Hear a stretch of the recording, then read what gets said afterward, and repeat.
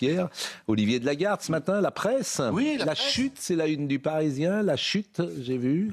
Oui, la chute, ouais. Il y a quelque chose d'intéressant dans le Parisien qui fait quand même le parallèle. Alors, les deux affaires n'ont rien à voir avec l'affaire Liana, évidemment. Simplement, on a deux affaires de justice.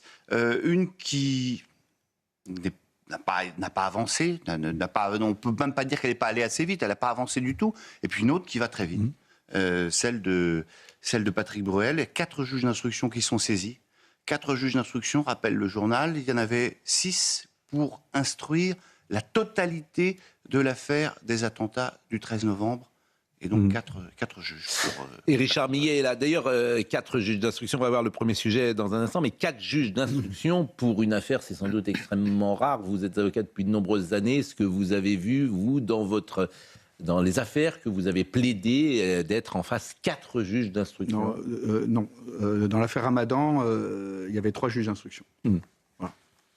Parce que je pense que il y a de multiples questions qui se posent, et puis les magistrats ont également d'autres dossiers à gérer. Leur cabinet ne s'arrête pas. Un juge d'instruction, il a 300 à 400 dossiers à gérer. Et donc, je pense que c'est la possibilité pour qu'il n'y ait pas d'absence. Mais quand il y en a 4, chacun, j'imagine, a une affaire différente. C'est cela, ils n'ont pas d'affaires communes. Chacun a... je pense qu'ils ne peuvent pas travailler comme ça. Je pense que chacun travaille ensemble sur toutes les affaires. Ah bon ? Ah oui. Sinon, il va y avoir une imperméabilité. Il faut qu'ils se parlent et qu'ils travaillent tous sur les vols. N'oublions pas, ça je ne sais pas, puisqu'on n'a pas accès au dossier, bien évidemment, qu'il y a la possibilité que soit visée la sérialité. C'est-à-dire plusieurs viols. Et que donc ça soit en concours. Je ne sais pas si ça a été choisi, mais c'est une circonstance aggravante. Bon, on va voir le sujet, et puis vous nous direz comment vous décodez les différences qu'il y a eu entre les demandes du parquet et les décisions des juges. Parce que ça m'intéresse beaucoup. Corentin Alonso, regardons le sujet et la nuit de Patrick Bruel.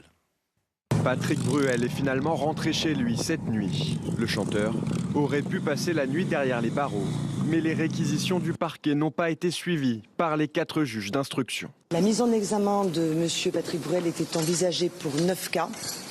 Sur ces 9 cas, les juges d'instruction ont décidé de notifier une mise en examen pour 4 d'entre eux. Parmi les 4 affaires, un viol à Neuilly-sur-Seine en 2008, une tentative de viol à Bruxelles en 2010, une affaire d'agression et d'harcèlement sexuel à Perpignan en 2019 et un dossier de harcèlement sexuel à Ajaccio en 2019. Pour 4 autres cas, les juges d'instruction ont décidé de faire bénéficier à M. Patrick Bruel du statut de témoin assisté.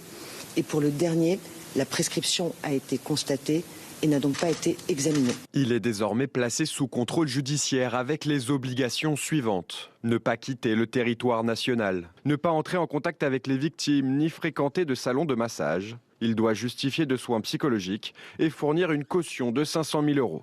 Ses avocats ont également précisé que le chanteur participera aux actes de l'enquête et restera à la disposition de la justice. Nous allons écouter plus longuement Fanny Collin que vous avez vue dans ce reportage. Fanny Collin qui est l'une des avocates de Patrick Bruel. La mise en examen de M. Patrick Bruel était envisagée pour 9 cas. Sur ces 9 cas, les juges d'instruction ont décidé de notifier une mise en examen pour 4 d'entre eux. Pour 4 autres cas, les juges d'instruction ont décidé de faire bénéficier à M. Patrick Bruel du statut de témoin assisté. Et pour le dernier, la prescription a été constatée et n'a donc pas été examinée. Les 4 juges d'instruction saisis ont refusé de solliciter la détention provisoire de M. Patrick Bruel et l'ont placé sous contrôle judiciaire. À l'instant, le juge de liberté et de la détention a lui-même confirmé le placement sous contrôle judiciaire et a rejeté la demande de détention provisoire qui avait été formée par le parquet du procureur de la République. L'instruction débute, les investigations également, et M. Patrick Bruel participera naturellement à tous les actes de l'enquête et se tient à la disposition des autorités judiciaires. Fanny Collin, qui est une avocate remarquable et qui a longtemps travaillé avec Jean-Pierre Versini-Campinki, qui est décédé il y a quelques années et puis qui venait régulièrement sur notre plateau, et c'est l'occasion d'avoir une pensée pour lui. Nous allons donc décoder la décision de justice avec vous. La mise en examen, tentative de viol, viol en 2008, agression sexuelle et harcèlement sexuel. C'est que les juges ont considéré qu'il y avait assez d'éléments pour mettre en examen pour ces 4 affaires-là. Et notamment viol à Neuilly-sur-Seine, c'est en 2008, c'est quasiment il y a 20 ans. Donc sur quoi se basent dans ce cas-là les juges? Évidemment sur des déclarations. Oui, en fait, la mise en examen, c'est l'existence d'indices graves ou concordants. Donc là, il y a donc des investigations qui ont d'ores et déjà été faites. Donc elles continuent, bien évidemment. Et là, on a estimé qu'il y avait suffisamment d'éléments. Alors, M. Bruel est présumé innocent. La mise en examen ne vaut pas culpabilité. Elle ne vaut pas condamnation non plus. C'est important de le souligner, puisqu'on a tout le volet médiatique parallèlement. Mais donc, il est présumé innocent. On considère néanmoins que les déclarations des plaignantes qui ont été faites et les accusations qu'elles ont portées sont particulièrement sérieuses et on considère qu'elles sont graves et concordantes ou concordantes. Et donc on a décidé de le mettre en examen pour ces 4 faits-là. D'accord. Donc maintenant, la justice va travailler, va écouter, sans doute, il sera convoqué, Patrick Bruel. Plusieurs fois, oui. Ça peut durer combien de temps, cette instruction? Bon, là, ça peut au moins, moi je pense 2 ans. Et il y aura un procès ou pas? Ou pas. Alors, c'est-à-dire que... Alors là, on a parlé d'indices graves ou concordants.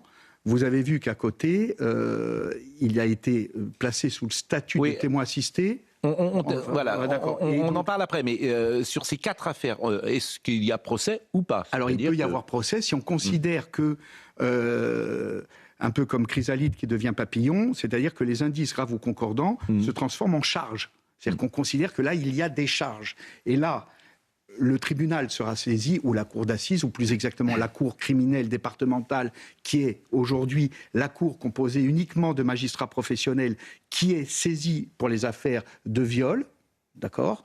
Et donc, ils vont examiner si ces charges-là existent et qu'elles valent condamnation. Donc ça, c'est effectivement pour cette mise en examen. Et puis ce qui m'a intéressé beaucoup, c'est que le parquet avait réclamé une mise en examen. Et les juges ont considéré que le placement sous le statut de témoin assisté suffisait, si j'ose dire. Alors, il y a tentative de viol, il y a 2 viols, à Dinard en 2012 et à L'Isle-sur-la-Sorgue en 2015, et il y a harcèlement sexuel. Alors là, on a besoin évidemment d'un décryptage. Qu'est-ce qu'être mis sous le statut de témoin assisté lorsqu'on est est-ce qu'on est soupçonné de viol? Oui. C'est-à-dire le statut de témoin assisté, c'est en fait... c'est un statut qui est très important parce qu'il permet d'avoir accès au dossier.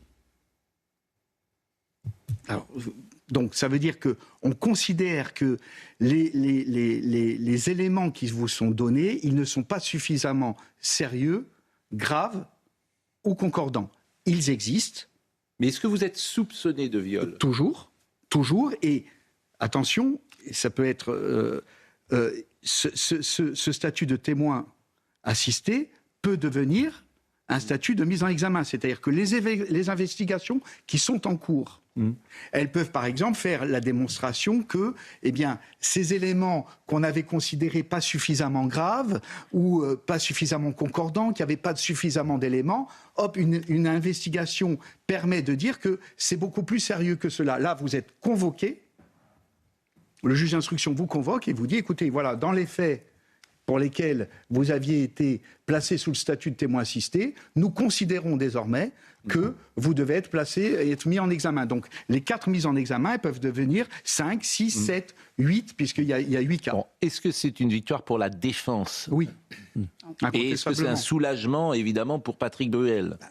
Est-ce que même s'il était mis en examen pour tous ces faits, on aurait pu imaginer précisément qu'il soit en prison, alors que c'est peut-être ce qui l'a sauvé, entre guillemets, de la prison, que les juges aient trouvé que dans ces affaires-là, elles n'étaient pas aussi graves, aussi importantes, je ne sais pas exactement comment le dire, mais qu'elles elles ont allégé la barque, si j'ose m'exprimer ainsi.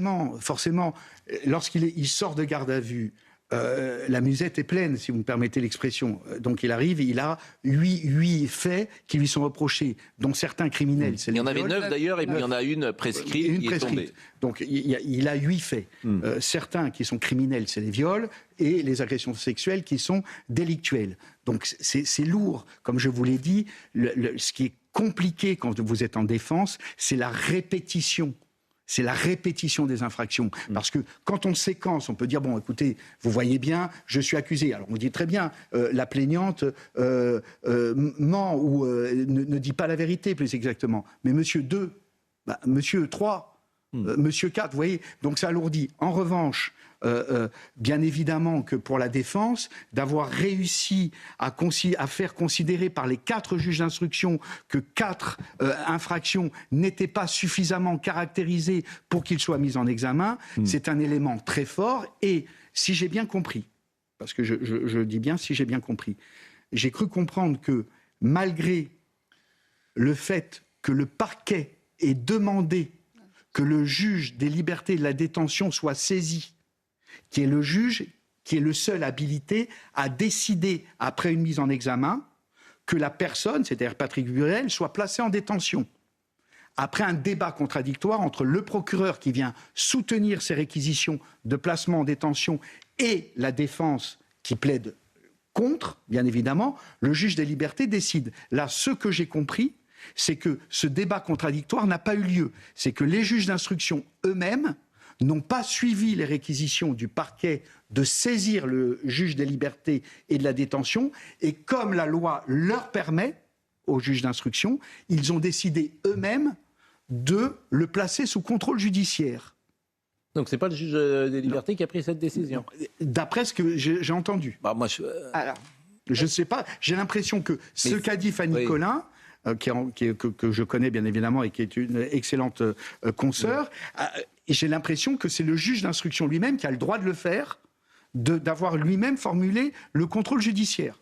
D'après ce que j'ai pas l'impression qu'il y a eu de débat contradictoire. Donc, que je comprenne bien, le juge n'a pas la possibilité de le mettre en prison, mais il peut décider le contrôle judiciaire. Exactement. Exactement. Et pourquoi c'est le contrôle judiciaire qui c'est intéressant de vous écouter chaque matin d'ailleurs. C'est très intéressant de faire un peu de pédagogie judiciaire. C'est assez intéressant de faire un peu de pédagogie judiciaire le matin et d'avoir un expert comme vous. Je pense que les uns et les autres sont heureux. Oui, ils vous écoutent avec intérêt.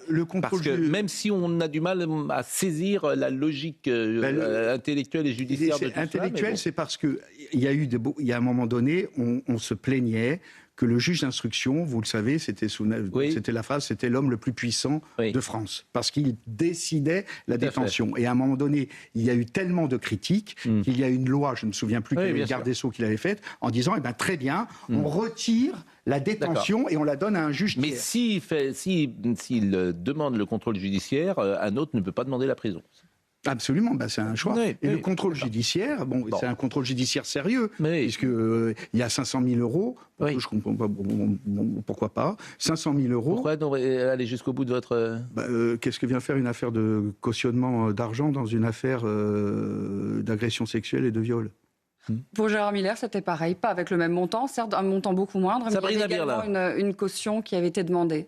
Oui, pourquoi pas. Quels sont les derniers éléments que nous connaissons ce matin, notamment sur l'agenda judiciaire? Quand est-ce que Patrick Bruel sera entendu de nouveau? Est-ce qu'on le sait déjà? On ne le sait pas à ce stade. Ce que l'on sait, c'est que lors de sa garde à vue, au moins 3 nouvelles plaintes pour viol et tentative de viol se sont ajoutées au dossier. Donc là aussi, il est fort possible qu'il soit à nouveau convoqué, possiblement aussi pour des gardes à vue. Convoqué sous la forme de la garde à vue? Tout à fait, c'est tout à fait possible. Pour une nouvelle affaire? Pour plusieurs plaintes auxquelles on va le confronter avec des nouveaux éléments. Et c'est tout. Là, nous sommes finalement au début de la procédure. Oui, il a échappé à la détention dans l'immédiat, mais l'affaire, elle continue, la procédure suit son cours et des nouvelles plaintes s'ajoutent à son dossier. Bon, je remarque, d'abord, est-ce que le juge avait le pouvoir de l'interdire de monter sur scène? Bien sûr. Il ne l'a pas fait. Il l'a pas fait. Donc c'est un élément très important. Oui, je vous dis encore. Qu'est-ce qui, selon vous, justifie qu'il ne l'ait pas fait? c'est une atteinte à la liberté individuelle qui est manifestement excessive et disproportionnée par rapport aux faits qui lui sont reprochés. Est-ce que vous pensez que dans la défense, ça a été demandé qu'il puisse continuer d'exercer son métier? Est-ce que les avocats, à votre avis, ont mis cela en place, ce qui montrerait qu'il a envie de poursuivre sa carrière? Peut-être, c'est probable. Et encore une fois, les faits, ils sont dissociés, les faits qu'on lui reproche, de son activité professionnelle. S'il y avait eu des accusations de viol qui auraient été faites, ces viols qui auraient été commis, dans le cadre, dans le backstage, ou dans sa loge. Là, je peux vous dire qu'il y aurait eu une interdiction, manifestement, de se produire. Mais là, comme c'est dans le cadre de sa vie personnelle... et c'est une question que je vais vous poser tout à l'heure. Est-ce que vous pensez que... D'abord, est-ce que lui va vouloir remonter sur scène? Je n'en sais rien, bien sûr. Mais est-ce que la justice, elle sera... comment dire? S'il remonte sur scène, la justice n'a pas d'avis dessus? Ou elle peut considérer que c'est indécent? Mais non, si vous étiez son avocat, en clair, qu'est-ce que vous conseilleriez à Patrick Bruel sur la suite de sa carrière? Alors moi, mais encore une fois, je connais pas le dossier, je ne connais pas Monsieur Bruel, donc vraiment, moi personnellement, mais je l'ai déjà dit ici, je considère qu'il ne faut pas s'arrêter parce que quelque part, c'est un aveu. Voilà, de culpabilité. Ce n'est pas le cas, mais je pense que ça peut être considéré comme disant « je me mets en retrait » et par conséquent. Mais encore une fois, c'est ma stratégie de défense. Je ne connais pas M. Bruel et je ne connais pas le dossier. Non, mais vous le dites avec courage. Voilà, moi en tous les cas, c'est mon avis. Je dirais, après, il peut considérer en effet qu'il va y avoir des troubles qui vont le gêner et que du coup... à chaque fois qu'il va se produire, il va de nouveau y avoir un zoom sur son affaire et il a peut-être envie de tranquillité, notamment pour préparer sa défense et pour qu'à chaque fois, il n'y ait pas une relance. Voilà. Parce que là, sa défense, elle a été très solide pour plusieurs raisons. Déjà, il était très préparé avec ses 3 avocats. Il est arrivé pour sa garde à vue avec des classeurs, avec des recueils de témoignages, avec des éléments, en tout cas, qui ont joué pour sa défense. Donc, il était préparé en amont. Et puis, depuis le début, il est coopératif. C'est-à-dire qu'il se tient à la disposition des enquêteurs, de la justice. Ça aussi, ça a dû jouer en sa faveur pour que ce soit plutôt un contrôle judiciaire, plutôt qu'une détention provisoire. Il est bien préparé, Patrick Bruel. Mais encore une fois, c'est pour ça qu'on prend un avocat. Un avocat, il n'est pas simplement là que pour plaider. Un avocat, il est là pour préparer une défense et pour préparer un client. Parce qu'il a besoin, pardon, c'est la Coupe du Monde, donc je peux le dire, il a besoin d'être coaché. Parce que c'est pas son jeu. Bon, j'ai vu que des plaignantes ont le même avocat. Et ça je trouve que c'est une question qui m'a surpris, parce que, est-ce que c'est la règle? Non, il n'y a pas de règle. Mais parce que ces plaignantes peuvent évidemment... C'est une force supplémentaire, bien sûr, et pour l'avocat, bien évidemment. Parce que l'avocat, lorsqu'il va aller voir le juge, vous doutez bien qu'aujourd'hui, il va y avoir le défilé dans les cabinets d'un des 4 juges, des avocats des plaignantes. Voilà. Et pour rebondir sur ce que vous dites, et vous avez tout à fait raison, c'est qu'ensuite, l'affaire continue, puisque comme il y a d'autres plaintes, alors il peut y avoir pas de garde à vue également. Le juge peut considérer, il peut y avoir une garde à vue de M. Bruel. Maintenant, il peut considérer que les éléments qui sont donnés sur les nouvelles plaintes, en disant, il appelle les avocats en disant, je vais appeler votre client, il va être convoqué en vue d'une mise en examen supplétive. Ça s'ajoute. Est-ce que la case prison est écartée pour Patrick Bruel jusqu'au procès? Non. S'il viole son contrôle judiciaire. Oui. D'une part. Mais on peut imaginer qu'il ne le viole pas? Certainement pas. Et sa coopération. Mais est-ce que si d'autres affaires, en fait, c'est ça le sens de la question, si d'autres affaires arrivent, est-ce que la possibilité de prison peut être... Le magistrat instructeur, les magistrats instructeurs peuvent considérer que face à ces nouveaux éléments, il faut saisir le JLD. Bon, il a 67 ans. Donc le procès n'est pas avant 3 ans. Vous êtes optimiste. Ça sera dans 5 ans. Dans 5 ans, le procès. Bon, il aura 72 ans. Oui. A priori, on ne met plus personne en prison au-dessus de 70 ans? Alors, non, ce sont des raccourcis c'est lorsque vous avez 70 ans et que vous êtes condamné, sachant qu'il aura la possibilité de faire appel. Bon, et qu'il est peut-être pas, il sera peut-être d'ailleurs acquitté. Et peut-être qu'il aura un non-lieu, puisqu'il est présumé innocent. Non-lieu, s'il n'a pas un non-lieu, il va devant la cour criminelle départementale, il peut être acquitté parce que les faits ne sont pas caractérisés. Bref, vous passez, s'il est condamné, vous passez par la case prison, mais comme vous avez plus de 70 ans, les règles qui sont obligatoires, où vous devez attendre un certain délai avant de pouvoir déposer une requête aux fins de libération conditionnelle, n'existent pas. Dès lors que vous avez 70 ans, bref, vous pouvez la déposer immédiatement. C'est-à-dire vous rentrez en prison le lundi, le mardi, vous déposez la requête. Ouais. Je pense aux plaignantes qui ont porté plainte et qui se disent ce matin, finalement, la décision la plus importante, elle n'a pas été prise contre Patrick Borel. Il peut continuer de faire son métier. J'imagine, c'est ce qu'elle pense. Oui, ou qu'il n'a pas été en prison, c'est surtout ça. Alors la prison, c'est encore autre chose. Parce qu'à la prison, c'est... vu l'agressivité de certaines... Oui, je pense qu'il y avait une volonté d'humiliation, de colère, de pourquoi pas, je peux l'imaginer. Bon, ça existe, cette volonté. Mais... effectivement, c'est ça qui est intéressant, c'est pour ça que la réaction du public va être très intéressante. Il a suspendu tous ses concerts. En fait, tout est déjà suspendu, il a déjà eu des interruptions. Non, pas tout. Pas tout. Il me semble Non, mais que une tous les partie concerts de ces sont, même concerts ceux qui estivaux. devaient avoir lieu, et encore plus ceux qui devaient avoir lieu au Canada. Au Canada, oui, ont parce que été- de toute façon, il peut pas Canada, être c'est suspendu. annulé. Une partie de la tournée estivale est annulée, sa participation au Resto du Cœur, il s'est mis en Resto du Cœur, retrait. non mais tout ça, c'est annulé, vous avez raison. Mais Ces représentations théâtrales sont, je crois, non, de toute façon, terminées. ça se terminait le 7 juin, la pièce. Voilà. Oui, ça, c'est terminé avant. Mais je trouve très intéressant, effectivement, c'est pour ça que c'est bien que vous soyez là pour décoder. C'est très intéressant, une décision de justice à décoder, telle qu'on vient de le faire, et on va marquer une pause. La législation au Canada, je vous rappelle que la législation du Canada, il y a un renversement de la charge de la preuve. Hein. C'est-à-dire qu'au Canada, Il est présumé coupable. Hein. Donc c'est pour ça que tous ces concerts ont été annulés, parce que le fait d'être accusé... Au terminé. Canada, on est présumé coupable. Présumé coupable. Je le sais, puisque j'avais eu l'acquittement dans l'affaire des policiers de la BRI sur le prétendu viol de la Canadienne. Où la Canadienne ne comprenait pas pourquoi sa parole était remise en cause. Il a déjà annulé une douzaine de concerts prévus cet été. Eh bien, c'est bien de le préciser.